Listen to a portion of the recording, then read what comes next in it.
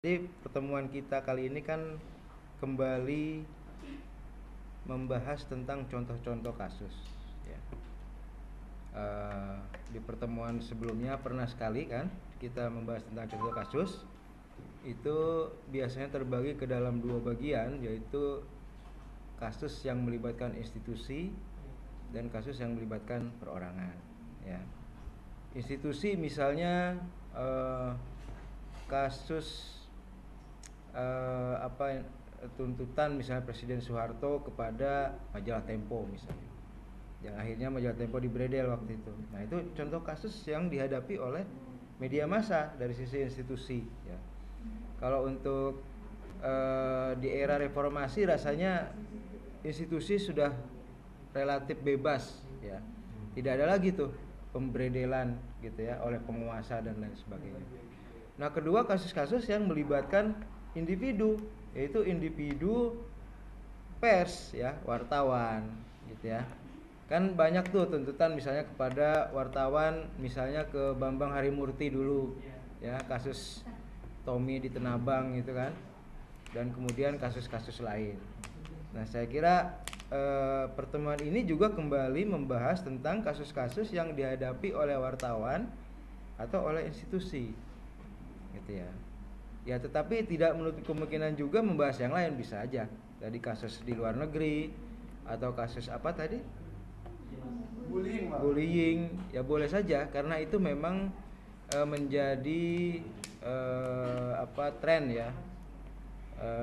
Bagaimana pembantaian di Palestina misalnya, bagaimana orang yang sedang antre, orang Palestina yang sedang antre itu ditembakin sehingga berapa 100 lebih meninggal misalnya. Itu kan hampir tidak bisa dipercaya itu terjadi di era sekarang gitu. Ada bangsa yang membunuhi bangsa lainnya di depan mata gitu. Kok masih ada seperti itu? Padahal kita bayangkan, kita ini sudah bangsa-bangsa yang beradab ya, sudah hidup dalam peradaban, tapi ternyata ada di sana manusia itu disebut oleh Israel itu sebagai human animal, binatang.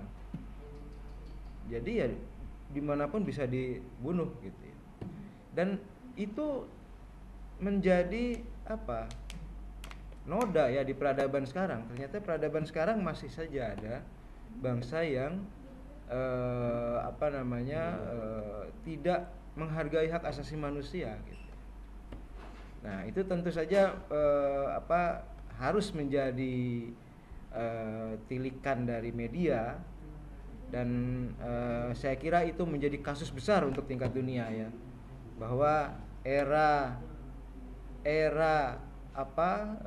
peradaban sekarang masih ada bangsa yang menganggap bangsa lainnya itu bisa dengan mudah dibunuh gitu ya.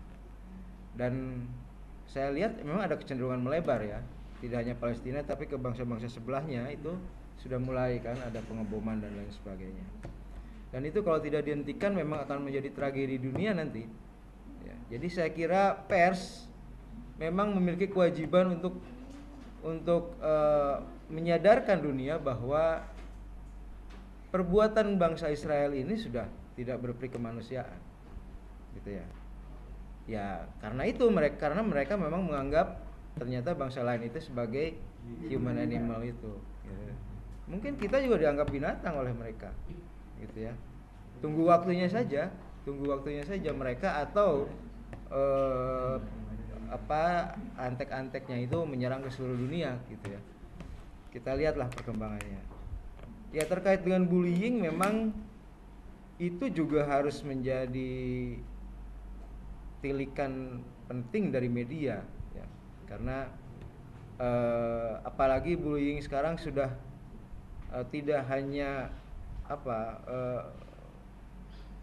ngerjain ya istilahnya ya seorang anak, tetapi sudah membunuh, sudah memunculkan korban gitu ya. Jadi saya kira itu memang kasus-kasus yang dalam media massa yang memang layak juga kita bicarakan gitu ya. Bagaimana bullying itu marak terjadi